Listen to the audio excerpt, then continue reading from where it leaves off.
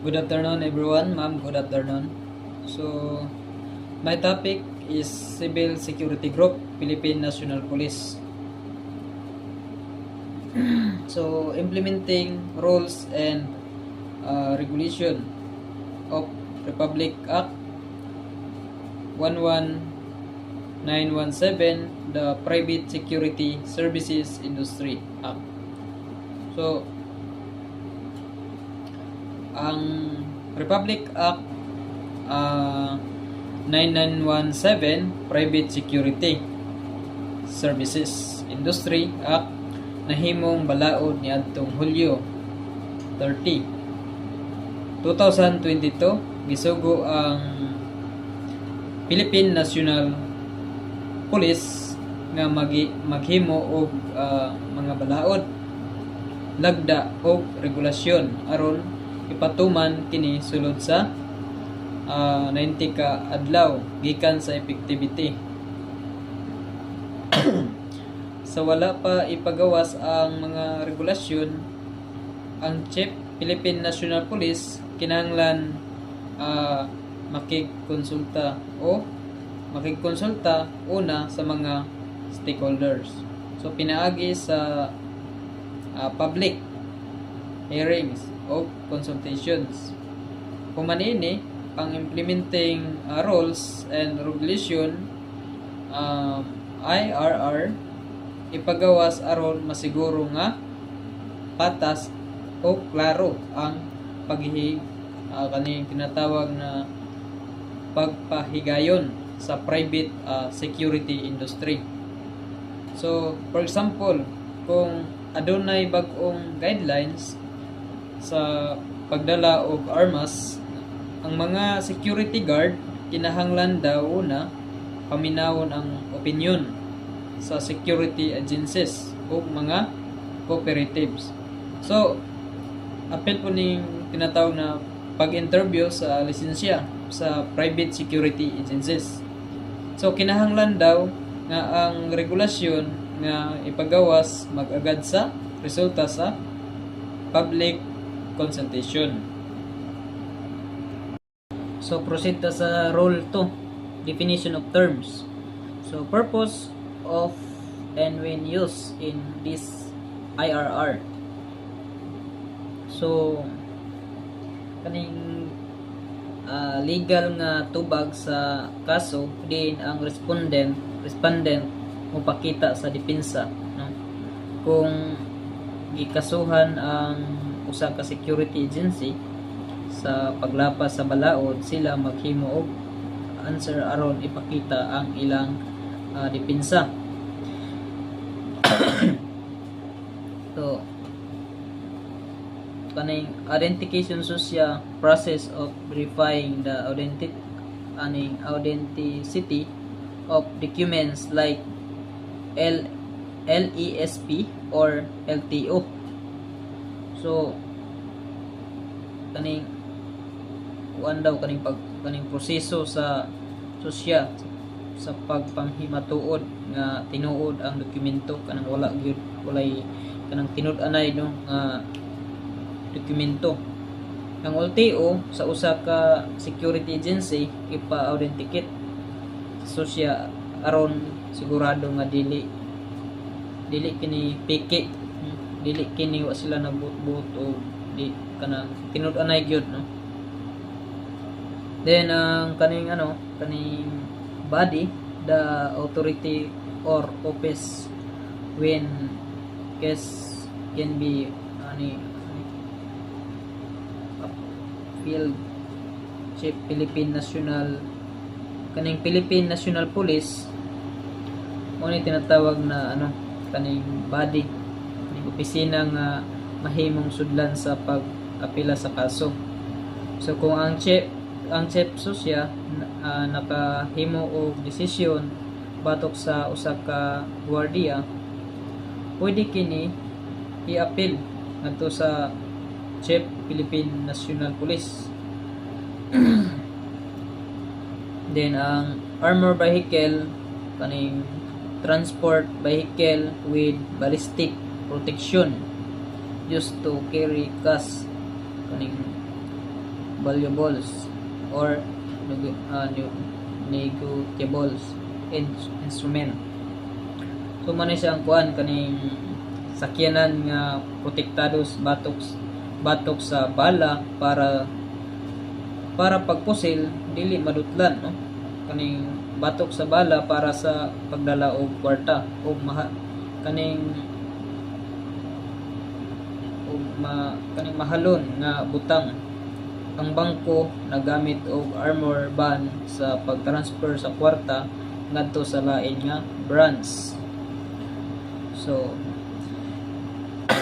ang kaning Armor Vehicle Security Services PSE service category for deploying armor vehicles, crew and drivers.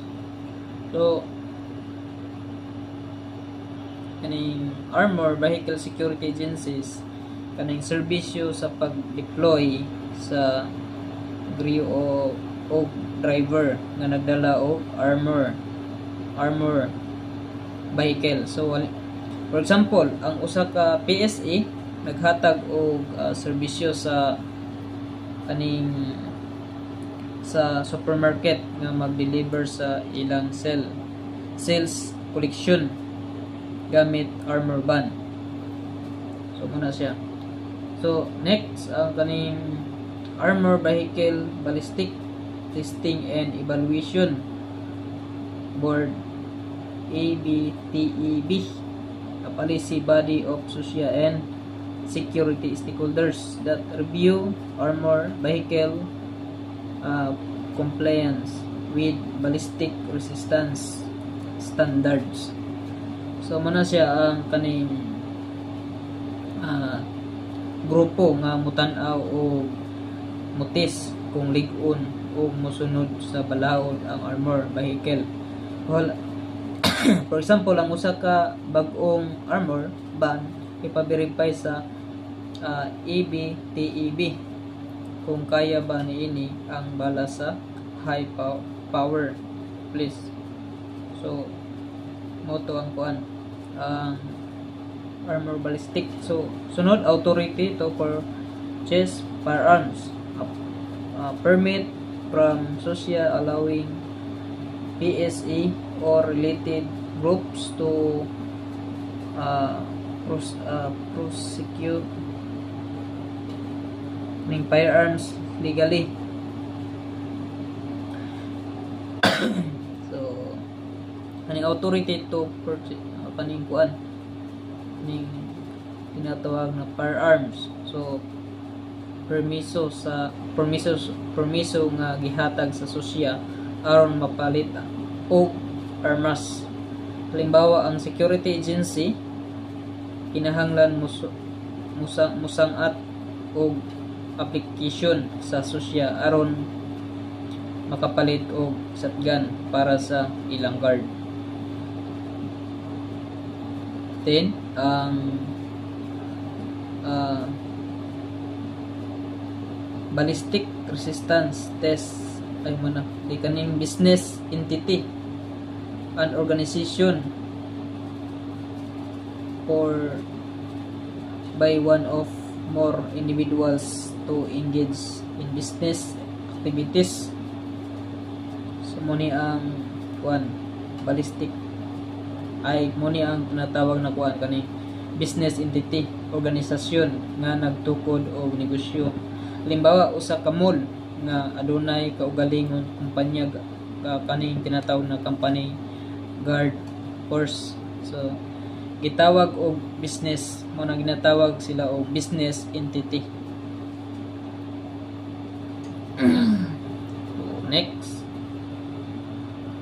kaning partnership, corporation, cooperatives and other association. Kani ginatawag na cancellation of the license action by the Chief Philippine National Police. So kaning cancellation of a license action sa Chief Philippine National Police sa pag konsala sa lisensya kung dili makasunod sa requirements So wala jud.